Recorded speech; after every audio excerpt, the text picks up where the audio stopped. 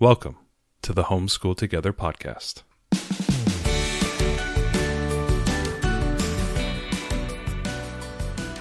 Where one working mom and a stay-at-home dad help you navigate the nuts and bolts of the growing and dynamic world of homeschooling. With a focus on early learners, like me. All the ins and outs of building and maintaining your homeschool life. Homeschool. Find out tips and tricks to make things like this easier. I'm reading. And ultimately, enjoy educating your kids. And what's that last thing? Have fun together. Did I do good, Daddy? Yeah, you did, sweetie. Good job. Hello and welcome back to Homeschool Together. Thank you for joining us. If you have a chance, head down below and check out our Gumroad page. A bunch of things there for you guys who want to go around the world, or if you're looking for a cool little science curriculum-ish type of thing that will help you through a around the world journey, or if you're doing ancient civilizations and you want to learn a little bit about biomes of the world, go ahead and check that out there for you as well. And then also we will put all the show notes for today and all the links down below, because today it's Homeschool Reacts. It's sort of like those React videos on YouTube where people show something and then we react to it. And so we are reacting, and I put a link down below. NBC News, how dare you, NBC News, getting game experts who think they know about how to educate children with games, and we are self-prescribed game schooling experts, and we are going to react to this link. Or I sent it to you like a month ago. Yeah, you sent it to me, and this is terrible. Yeah, it was like the 11 best games for kids from the experts or whatever. And I was like, ooh, okay, I want to see what they think. I mean, there's a few good things that we totally agree with, and then there's some not great things. Yeah. So we thought this would be kind of fun. We're going to go through their list of what the experts, I'm using air quotes, you can't see here, what they think the best games are, and we're going to give our input. And for the ones that we don't agree with, we have better suggestions. So we're kind of gearing up here for holidays coming up, or if you've got birthdays or things coming up and you want to invest in games. I think everything's going to probably go on good sale around Black Friday, so pay attention to this, but you can find the links all in the show notes below. So let's go ahead and go down their quick list of what they had, right? Well, yeah, let's just start. I thought we'd just go one by one with what they had and then what we think about it. All right, so what was the first one? So the first one that they had was Sushi Go Party. We think this is a solid choice. This is a game game. Sushi Go Party is great. So the original Sushi Go is nice. It's really compact in a little tin. It goes everywhere. Great travel game. Yeah, you really need 3 to play it. I think that there are some sort of rules to play with 2. There's like a ghost third person, but it really doesn't work as well there. Sushi Go Party is the same game, but with more options of appetizers and rolls and desserts and things you can mix do. and match in different fun things that maybe you as a family who enjoy maybe sushi, and you go, oh, we don't really like maki rolls, but we like sashimi and this type of thing. And they all have different little scoring mechanisms for them. And then Sushi Roll, we also have, if you like that, if you want to do more dice drafting instead of card drafting, you can go that way. It's a little bit bulkier. I actually did find a 3D print file that puts all of them, all 3 games, or actually Sushi Go Party and Sushi Roll, into the Sushi Go Party tin. So anyway, you can look for that if you have them both like we do. So the reason that we love Sushi Go, there's a few really fun things. It's really portable, which is great. And it really works on probability and planning, because you know what kind of cards are in there. So you're going to be taking a card from your hand and then passing it to the next person. So players really learn to think ahead, predict what cards others might choose. A little bit of patience, because you can't rush because everybody else is taking a turn. Right. So a little bit of strategic decision making. And while you have to be patient and that you can't go too fast, it is very quick and great for those more impatient kids, because everybody chooses a card at the same time from their hand, and then they pass the hand to the next person. So that simultaneous play activity, we love it for our 6-year-old. She's been playing since she was about 4. Long time. So it's really great because everyone plays simultaneously. It keeps the energy really high. It eliminates downtime. So we love this one. Have the regular version for portability. We know some friends, they have like a copy of this like in both cars and one at their like campsite that they have, and they've got it all over the place because it's just such a great game. So you can pick one up for like under $10. We'll link the various versions in the show notes so you can see. But it's a solid choice and a great gift if you want to give to a family that doesn't play games very often, this is a solid Yeah, gift. this is a game for non-game players. Totally. So that was a win. Experts have passed. Yes, experts Step won. one. Let's see how far else they get. All right. So the next one is sequence for kids. They specifically said sequence comes in a few different flavors. There's kids version. There's a letters. There used to be states and capitals, which we found There's at a Thrift one time. Math one as well. There was a math one too.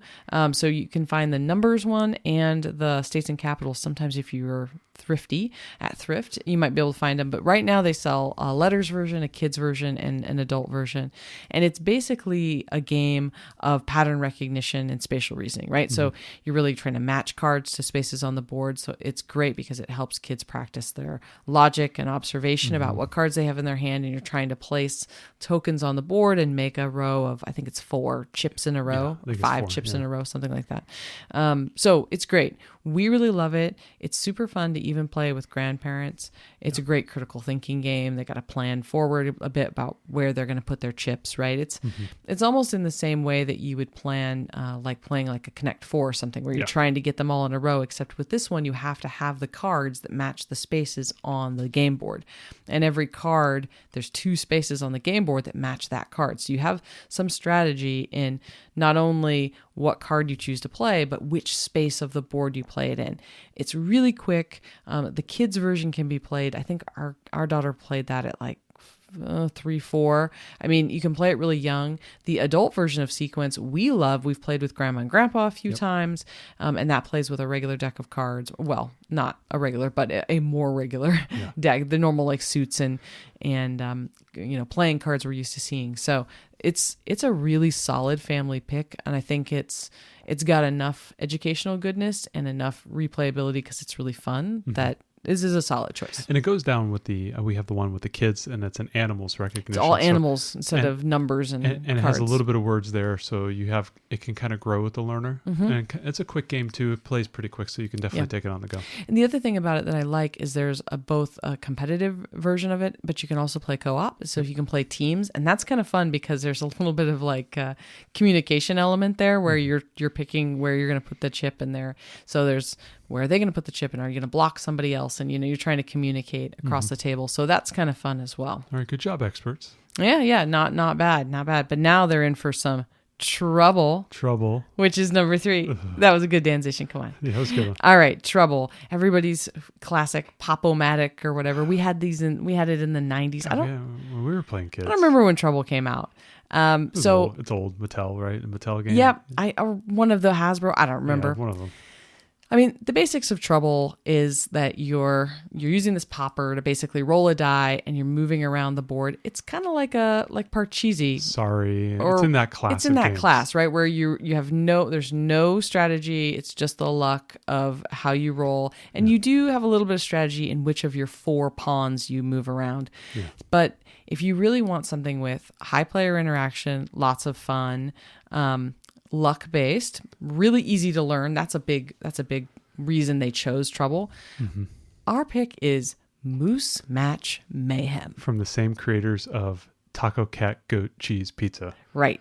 So if you want a game that's we just said 7 words and some people are like, what are they even saying? Right. Are they okay? If you want a game that's really easy to learn, doesn't require any reading, tons of player interaction, this is such a fun game. It's a really quick game. Cheap too. You can get it for like under $10. It's just really a cheap. Deck of cards. It's really simple. It's small. I mean, you could take it to a restaurant if you wanted to be loud and obnoxious. But otherwise, don't be that family. It would be great on a picnic or something else. It's really small.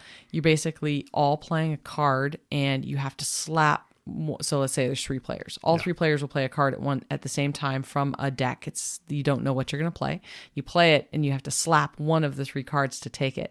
And you're trying to get sets of the same animal. But there's Yetis, and if you get a Yeti and you get 2 Yetis that match, you lose all your cards. If there's an avalanche and anybody touches a card, I think even if you flinch towards it, right? No, I think you have to. Well, maybe it is if you flinch. No, that was Taco Cat. I think avalanche is if you actually hit it. That's if you go towards it and you stop, you're okay. But it's really fun because if anybody touches an avalanche card, anyone who touched any card, that loses their entire hand. I mean, it all goes. And it's just one of these really fun, quick games. I think it's a little bit different. Taco Cat Goat Cheese Pizza is in the same vein of this. It's that quick, gotta slap it kind of card game. This one has a little bit more strategy in which, there's multiple cards on the table and you have to decide kind of which one you want and decide quickly. I try to avoid the slap guns because with the younger kids, they may not be as fast. But with this game and Taco Cat Go Cheese Pizza, in the same vein, it seems like our youngers, because they're not having to make a really quick decision. It's like one of 6 or 7 decisions, and they can balance that in their head. It's not as difficult to play the slap version of this. It does make it a lot of fun. Our younger one loves this game. Yeah, I think Moose Match Mayhem is easier to play than Taco Cat Goat Cheese for the younger kids. It takes a little bit longer because it's harder to build the sets, but in Taco Cat, there's only one card, and if it is the card, everyone's trying to slap the same card. Whereas this one, you don't have to be quite as fast. You could just slap the card in front of you. You can still get a card. Yeah. You can still get a card. So I think this one's a little bit easier. But the reason we liken this to Trouble is it's also fast-paced and energetic. There's some amount of movement, and everybody's kind of like laughing and shouting. It's really accessible. It's super easy to teach. Don't need to have any reading skills or anything. It's really easy for young kids. It's really tactile, right? You've got the pop it thing for Trouble, and this one you have the slapping mechanic, and then you can play and play and play, right? Our kids would play Moose Match Mayhem all day long if we let them. They love this game. It's super fun. It's a lot of laugh out loud fun. I like that. Yeah, so okay. I think it's a better version. A better version, okay. Yeah, you hear that? Because Trouble has only kind of luck. There's a little bit of strategy in which of your 4 pawns you move. Yeah. But, and you know what? I'm going to say it. That pop-o-matic bubble thing always breaks. First of all, it's loud. Yeah. And second of all, it always ends up cracking or breaking or whatever at some point and doesn't pop right. So I'm calling you out, Trouble. Absolutely. So moving on, Battleship. We're going to swap that one in for Outfoxed. Yes. This is a game we have been playing with our kids for we love Outfoxed. A long time, years now. So Battleship's got deduction-based play, right? It's all about this. It's this head-to-head thing. You're revealing hidden information as you figure out where the battleships are. There's a lot of fun house rules you can put into it, and it's a lot of creativity. You there. can. Yeah. So Outfoxed, why I like it is that it is cooperative, not combative. So it's great. So instead of this kind of head-to-head against the battleship, it's really teamwork as you're trying to figure out which fox stole into the chicken coop, right? It's also better for groups, whereas Battleship is only one-on-one. And there's reasoning that's involved, in the deduction. It's not random kind of guessing. Battleship starts random. Eventually, you kind of figure it out. You kind of figure it out, and you develop a strategy. Yeah. But I think this one starts out with reasoning much younger and is better for early kids. You can start playing this at like age 4 or 5. And you can welcome in, because it's cooperative, a younger learner. Totally. And then they can learn by modeling in the play without having the feeling of being absolutely crushed, like what happened in like a battleship scenario, that type of thing. Yeah, no, I like Outfoxed. There's a whole class of, what is it, the treasure plate? What's the name of the company? Oh yeah, those something treasures. Yeah, those are Peaceable Kingdoms. This isn't a Peaceable Kingdom. This is Game Right. This is Game Right. Yep, it's absolutely Game Right. It reminds me of the Peaceable Kingdom games that we all have. Yeah, I like this one too because it's got such cute artwork. It has a really cool little slider thing to reveal the clues as you find them. You get to make some decisions. Are you going to go for clues? Or are you going to uncover new suspects? There's a die roll element, and you can also scale it and make it harder or easier depending on how far you move as the fox moves through the board game. So there's just a lot of great elements. If you have a 5-year-old or a child coming up to that age, we will still play with our 6 and almost 10-year-old. We will definitely still sit and play Outfoxed. It has a lot of longevity there. It really does. It's a great game, and I think it's a much better investment for your limited cabinet space. Absolutely. All right, so experts, you've taken a couple L's here. Let's see if you take another. Oh, you take another L. Super Mario Checkers. What I know. Are they thinking? So one side's checkers and one side's tic-tac-toe, and I'm like, really? Okay, Super Mario, awesome. Themed. It's a theme thing. It's a theme, but okay. So we would say swap your shelf space for Blockus. So it's also visual and tactile. You've got these really chunky, colorful pieces that you're getting to handle and place, which is super satisfying.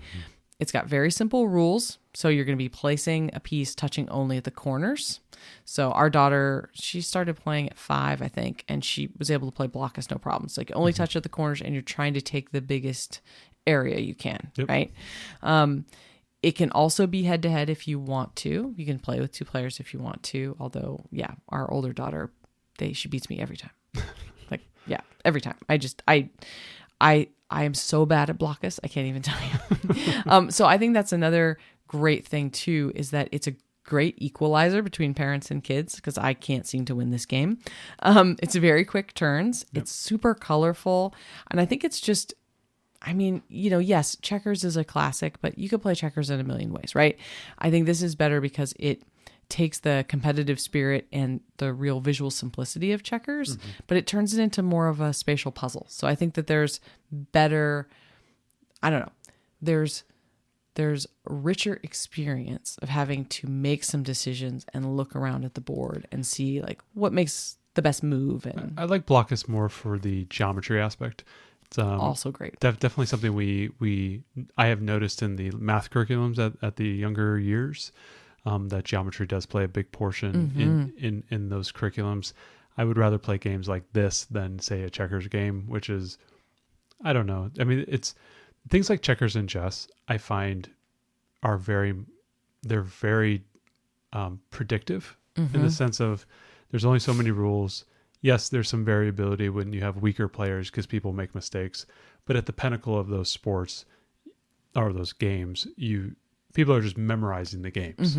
And it becomes less fun then. It becomes more of like, oh, this guy has 160 IQ and has a photographic memory, and I'm never going to defeat that person. I might as well go play something else. Yeah, I know you're still a little sore because you never won against your dad in chess. Well, and that's another thing too, is it's a game where, people there's a suffering element to it. Yeah. I don't want to play a game that has a suffering element. No. Yeah. I think this is fun. And Blockus also plays 4. Yeah. So you can play anywhere from 2 to 4 players, and you've got the really colorful tiles. And I think it's great. All right, another L expert. You guys are really earning your expert tag today. Next one, the Genius Square. Yeah, so it's a 2-player logic puzzle game. And we haven't, full disclaimer, we haven't actually played this one. Yeah. So we felt like we couldn't make a great, yay or nay. But what we wanted to suggest instead is a true gem. This is a gem. This is a gem. So this is Patchwork. Yeah. It's also a 2-player game. We've been gakekeeping this game. We don't tell many people about this. Oh man, one. I love Patchwork. There you go. You guys are special. It's super cute, and there's various themes of it. Whichever one's on sale, get that one. So because they all play exactly the same. Especially if you're a family that quilts. Yeah, this is you a great quilt game. or sew or whatever. Yeah. It's super cozy. This is like grab some cocoa and play this game. It's like Tetris quilting. Yeah, you're basically taking these Tetris type pieces that are fabric pieces and putting them onto your own personal grid and trying to fill up your whole grid, which is similar to how they arrange the blocks in this Genius Square game. But it's really fast to play your turn. You've got a couple of options as you can take like the next 3 pieces in order. They're all arranged around the board and you can see them. You have to pay for them. So there's a little bit of resource management as far as paying for the piece and then figuring out where you want to put it. And once you put it in your grid, your own personal grid, you can't move it after that point. So there's lots of planning involved because once you put that piece down, you can't move it. And then you've got resource management and a fun little board. And there's some like cool catch-up effects. And you collect buttons, which I think is absolutely adorable. Yep, it's your currency. Yeah, it's your currency. It's super cute. It's very cozy. They have a whole bunch of different editions of it. And I can't highly recommend that highly enough. I put another one on here that is kind of similar in some ways if you want to go beyond 2 players, which is called Cascadia. Yep. For those of us in the Pacific Northwest, this is our game. It's a great biomes game too. If you're kind of in this region or, in kind of a heavily forested, maybe Canada, type of thing. Yeah, it's a great game. Yeah, it's great. Or Colorado. Yeah, there would be some good locations for that. So you're still doing kind of placement of tiles. You're trying to make patterns. In this case, it's different scoring mechanisms. It's better for a little bit older, whereas our 6-year-old can play Patchwork with me. She doesn't really play Cascadia. It's a little bit too difficult. It's a little hard because you get like kind of a challenge and you got to go and try to satisfy that challenge. Like the longest river gives you the most salmon, or this many bears touching this many trees, or whatever the combo is. There's a lot of different scenarios, and we tend to see with younger learners that they end up fixating on one of them when there's like multiple options available. And sometimes they win with that one. And they do. I know. We're all here trying to play the best thing, and they'll just like go deep on one thing, and then the luck of the draw will fall in their direction. But you're right. Like the younger learners struggle with that one a little bit more. And those types of games where there are multiple paths to go and you got to kind of balance all of them, they don't really do well with that because they just kind of fixate on one thing. Cascadia is definitely an older child's game, maybe like 7, 8, or 9. I wouldn't play that with a younger learner, but you're right. The patchwork, you can definitely play with that with a 6-year-old.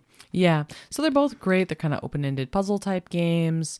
They're both very calm and peaceful, and they scale really well. So anywho, those ones are what we would recommend to replace the Genius Square. Absolutely. Now moving on, next one is Quirkle, and we would say yes. Yes. This is a great game. This is a great game for fantastic game. Very young to the very old.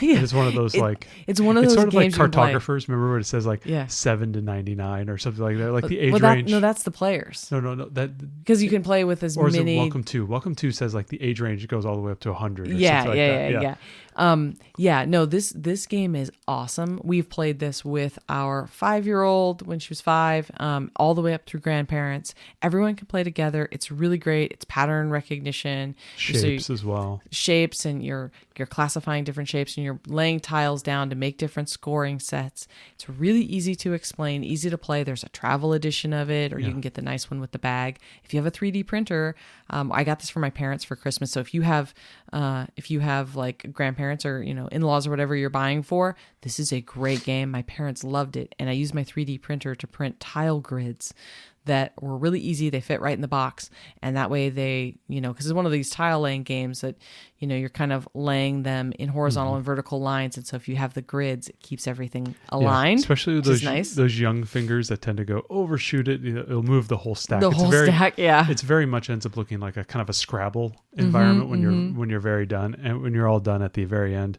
it kind of looks like that. So one little finger can definitely disrupt a lot of tiles. So yeah, so it's a classic for us. We love Quirkle. If you don't have it yet, I would absolutely put that on your list. Yeah, good job, experts. Good job, experts. Now we're going to the next one, Castle Panic, and this is a big thumbs up from us. Yeah, we love Castle Panic. Regular Castle Panic and Castle Panic Junior editions are both keepers.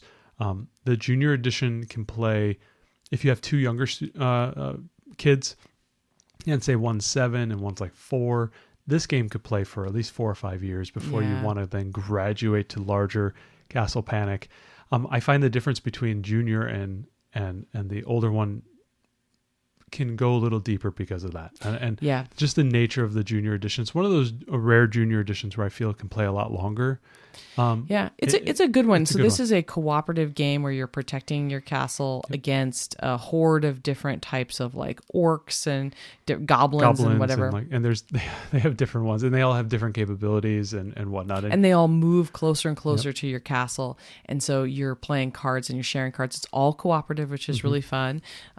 So it's really great for fostering teamwork. It introduces some really good basic strategy and resource management with how you're going to deal with the cards you have that help you give these monsters different hit points and defeat the monsters. So there's also a resilience element with this one because you don't always win. Yep. Sometimes the game beats you. We notice it's rarer than like other games where you tend to lose a lot, like in like a pandemic type of game where you're losing 75% of the time as opposed to this where you're winning like 80% of the time. Yeah, you usually win, although what I like about it too is you can make it harder. I've 3D printed a whole bunch of different components for it. So print yourself some walls and tar and different barricades and the little castle in the middle. You can 3D print all those pieces, which is great. And there's some expansions for it too. So if you have say an 8-year-old and up, I would go ahead and buy Castle Panic, the original, and you'll get a lot of great use out of it. And if you have a younger student, the Junior edition is awesome. Absolutely. Next one is Storytime Chess. Any chess recommendation takes it down at least like 3 or 4 notches. I'm sorry, that's a hot take. I know there's probably some chess people here listening, but we are just not the chess people. We're not chess people. So this aims to make chess easier by basing it around a story and teaching the rules of chess. But like we said, we're not chess people. I'm okay watching some speed chess, watching Magnuson play, Carlson play, some like 2-minute speed chess. That's pretty exciting to watch just because of like the kinetic nature of the game. But chess in general, that is definitely low totem on the totem pole. So for us. The thing about it, if you break down chess and you really look at it, right, it's a spatial strategy. And you're using turn by turn logic. to figure out how you're going to win this game. So we thought, well, better spatial use, Carcassonne. Carcassonne. Now you could go with My First Carcassonne. I don't recommend it, or it's not Carcassonne Junior. I think it's called My First Carcassonne. You can play regular Carcassonne with a young kid. Play regular Carcassonne starting with a 4 or 5-year-old, no problem. And just don't use farmers. Don't do the farmers. That's because the scoring mechanism's a little bit too difficult. So that's what everybody does. That we just don't play with farmers. Save yourself a bundle. Just get the regular edition. There's tons of expansions for it. Yep. It's really fun. So you're building cities, roads, and farms on this big shared board. This is another one where it's great to 3D print some tile holders. So it's less abstract than chess. So it's just great thematic world building. It's the logic that you're going to use is really accessible. It's like, okay, well, here's where I'd put my city, and I'm going to put a knight here, and I'm going to expand this road, and I'm going to put a robber on the road, and all the different things, right? So one thing I would recommend, especially playing with kids, I think maybe you started this in our house, but we pass the bag or draw a tile or whatever. The moment that you play, you draw your next tile because it's a tile drafting game. So the rules do not say to do this. They say that you wait on your turn, you draw it, and then you play it, which might work well for adults, but doesn't work very well with kids because they draw it and then they got to think about where they're going to play it. Yeah.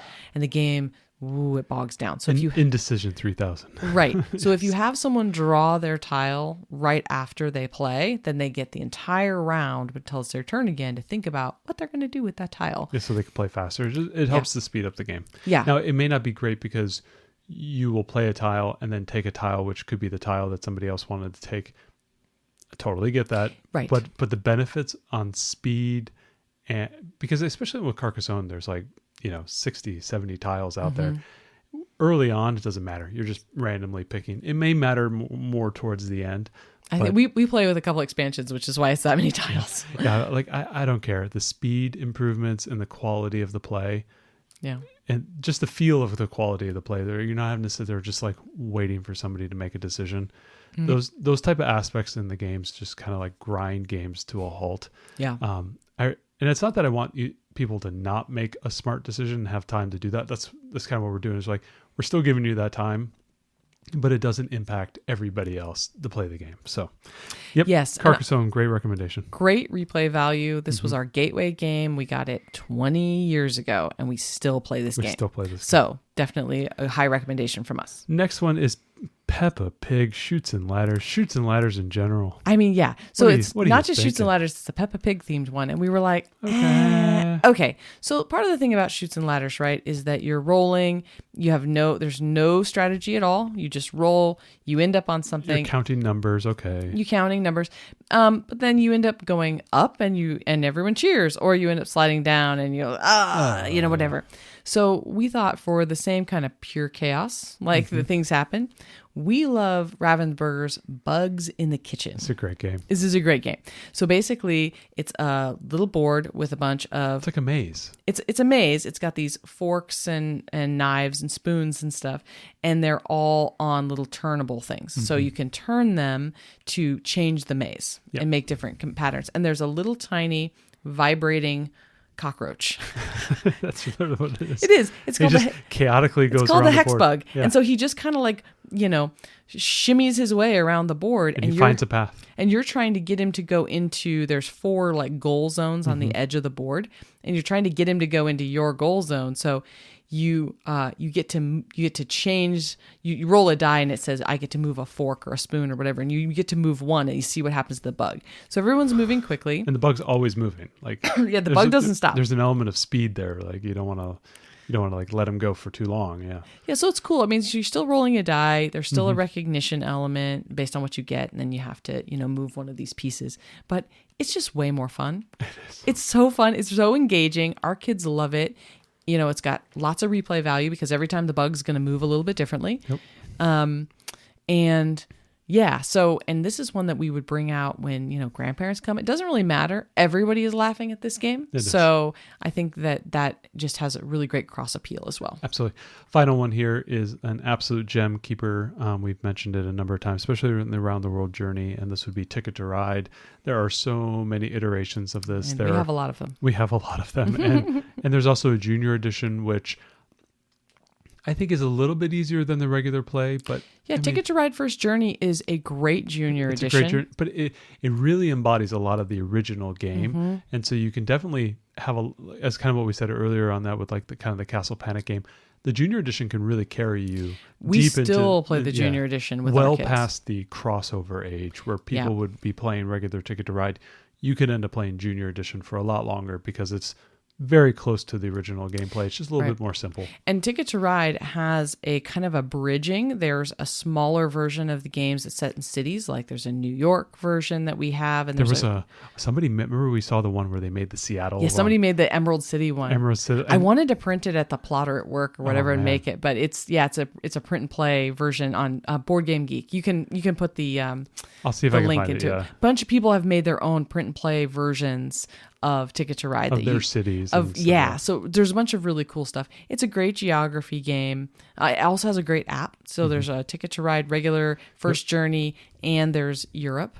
So just beware when your husband plays too much of Ticket to Ride USA, then you can't play anymore. It's a double Y pattern. It's kind of like an X chromosome type of thing. So you go from Montreal, Boston area, and Miami, and you kind of close in right around like Kentucky area, and then it's a straight line across to like Denver, and then it splits up towards Seattle and down to LA.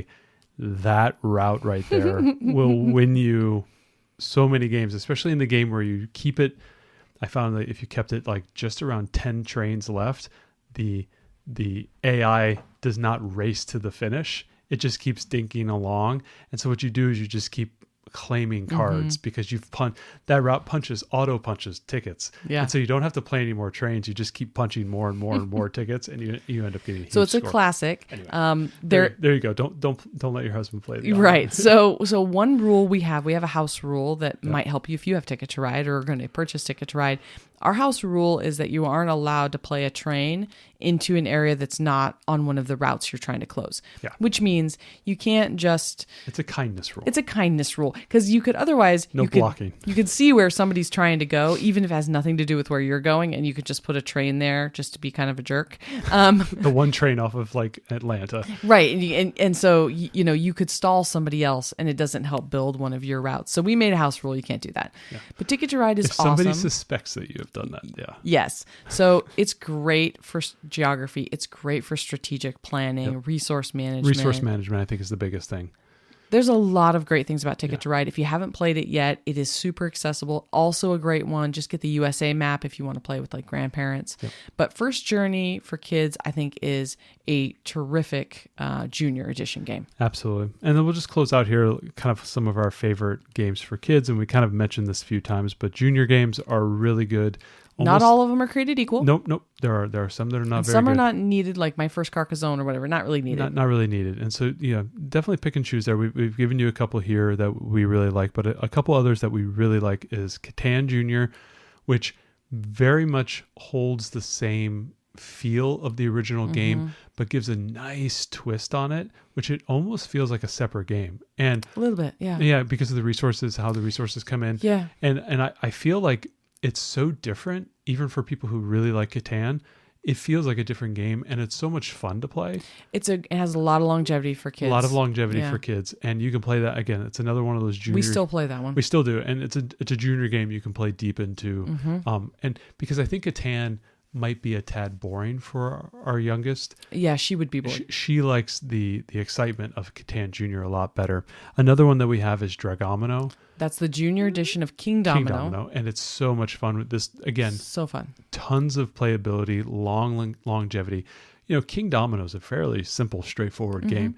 And the Dragomino really kind of like, again, it embodies the original of the game. And King Domino is fabulous. If you've got an 8 or above, I would get King Domino. We have Queen Domino as well, but we don't, for some reason, I think it adds additional complexity to the game that we constantly have to read the rules to remember. And so what we do is we just knee-jerk go to King Domino because it's so straightforward and easy, and Dragomino, that we don't play Queen Domino as much as we would otherwise. Dragomino is great for kids. You're just, it's basically like a domino type game where you're making matches and then you hatch little dragon eggs. Yeah. It's super duper cute, and we've played it a lot. Yeah, and then we have another category here that I think you rightly put it here in the notes, small but mighty. Mm-hmm. These are games, these are travel games, these are restaurant games. Yeah. These are the games I play. I've just played this the other day. I've been playing this for years. Silver and Gold. You have like 3 or 4 unopened copies sitting in our Right. waiting to give to like that. They're gifting. It's like I love this. I love Silver and Gold so much. It's one of my favorite games to play with kids. And it's one of those things where you remember like you listen to that song or you watch that movie for the first time and you're so excited to sit next to someone else to hear that for the first time. Silver and Gold is like one of those games where like every time I show this game to somebody, they go, "Where can I find that?" And I want to buy that. Yeah. And Silver and Gold is that game. It's so cool. So again, it's Tetris shapes. It's a draft. It's a card draw with a writing element. So you write on the cards and you're making shapes and It's just like dry erase. So it's like Tetris shapes, and you're trying to fill in cards. You're trying to complete little cards and make the best use of your Tetris shape. Yep. Our 6-year-old has been playing since she was 5. 3. No, we've been playing 4. this. Young. I mean, we played it a long time. She wins most of the time at this She's really game. good. It's very small, has some of the best dry erase, Markers. write on and wipe Whatever off. they did is just incredible. It's really good. It's a fabulous game. You can oftentimes get it for under $10. Yep.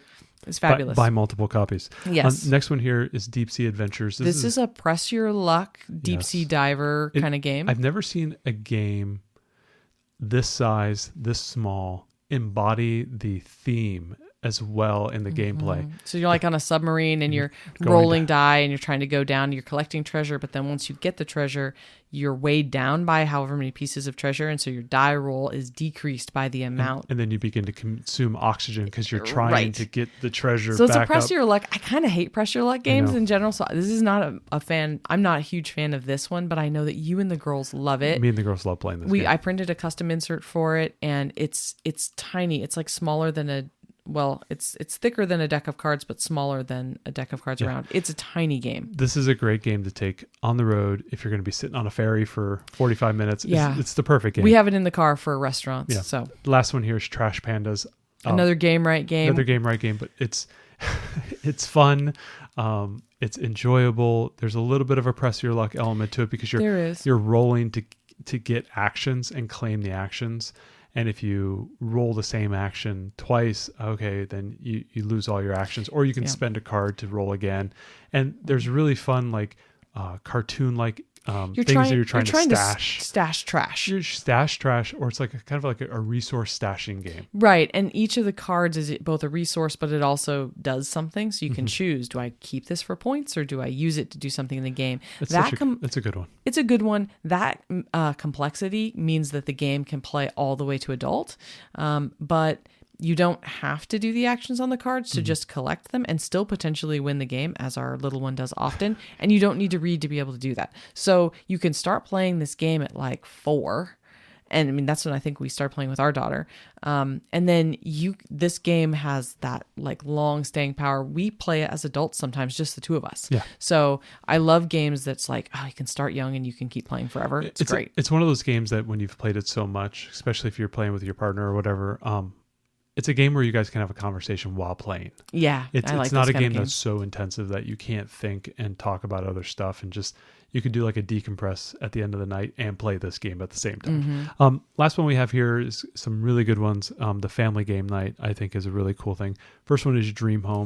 This is, again, a game that really spans the ages. Our daughters love this one. You're basically card drafting and you're building a home. You're building 2 stories of a home. So you've got a kitchen and a living room. 3 stories. Because Oh, you got you're the right. basement, That's right. There's the basement or the garage. So Yeah. technically 3 stories. So, you're choosing the library and the kitchen and the bathroom. And depending on the combination of cards that you put into spaces, you get different points. But you have this really big house outline with little spots for all your cards. And our girls have loved to just play with this game for a long time. Not even play the real game, but just Build their own little houses. Build their own little houses. So that kind of element is very appealing. And I think that it really oftentimes I think it only plays 4, but man, it'll suck in anybody. We play this with grandma. And she's like, ooh, well, I want the duvet in my whatever. So so there's some good stuff. And next one here we have is Camel Up. If you've ever dreamed about being riding on camels around a track. The funny thing is when you first showed me this game, I was like, no way. It's a betting game, and I seriously hate betting games. I don't like betting games either, but this one, the stakes are low. If you lose the bet, you don't lose everything. So it's not like a big deal to make a bad bet, but it's all probabilities. And you're trying to figure out. But it's so much fun. Based on the roll of the die, which camel's going to be in the lead. We love this game. We got it late last year. We've played it more than any other game we have in the last year with ourselves, with our game group of friends, with our kids. We've played it with non-gamers, and everybody loves it. We played it with both sets of grandparents. It's so easy to play. And everyone's it's like that whole thing, right? Where everyone's cheering or sighing together and there's a camaraderie aspect of it that is really fun. Yeah, it definitely feels like you're at the track watching the camels race around. The last one here is Trekking the World. Definitely a game for older students. It's a game we've talked about a couple times, and you've probably seen us talk about it on our YouTube channel when we're doing the Around the World journey. Really fun. There's a couple different elements of this, and there's a couple games that are similar to it. Like the Parks game is like this. Trekking the World, where you're essentially drafting resources and collecting famous locations around the world. These would be, World Heritage sites, famous places in certain countries.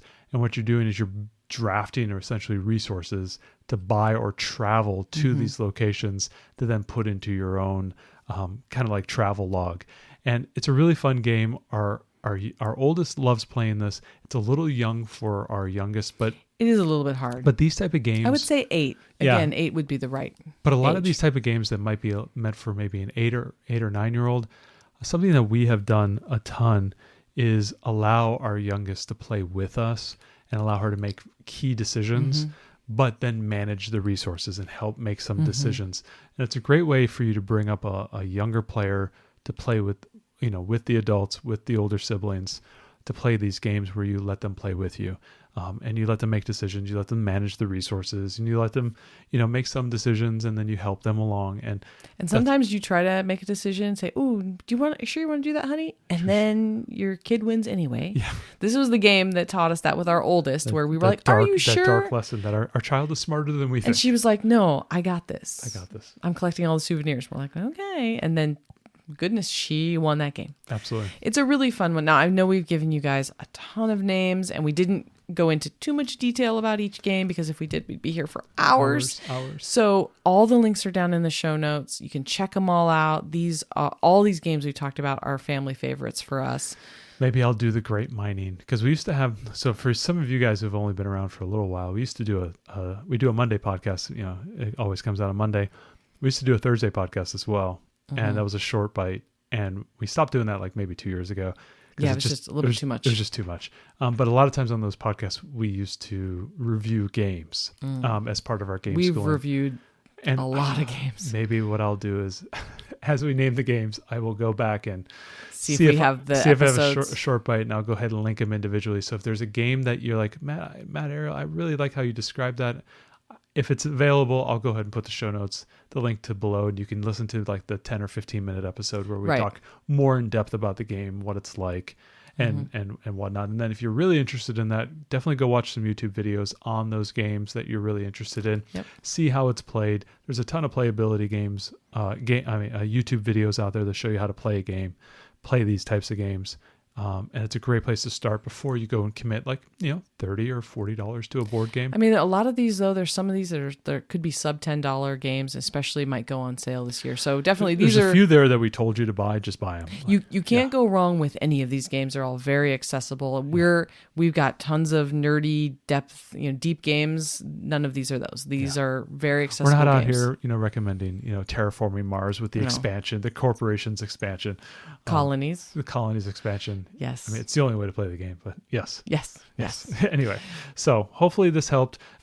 NBC News, you should have talked to us. We had better ideas. I'm going to give these experts a failing mark. Listen. When you get 50% of the games. I'm not trying to knock Battleship and Trouble and these Chutes and Ladders and classics from our childhood. Listen, it's because you're a nice person, Ariel. I'll take the slings and arrows. But those are here. like, grab those at the thrift, play them for a little while, and chuck them. They're not worth your cabinet space, is all I'm saying. They're not worth the cabinet space. They're not worth your $5 at the thrift store or $10 at Walmart or whatever. Don't buy those games. Go buy high quality games. There's so many good ones out there. It's kind of like the, do you want a really good homemade burger on the grill, or do you want like a burger at McDonald's? And it's just like, you don't want that. You just want to make the good burger. And it's like, well, we're here to help you guys. We're here to help you eat the good decisions. Eat the good burgers. Thanks so much for joining us today and making us a part of your homeschool journey. Please engage with us on social media. Join our Homeschool Together podcast group on Facebook and find us at Homeschool Together Podcast on Instagram. We'd love to hear your feedback, questions, and recommendations. Until next time. Happy homeschooling!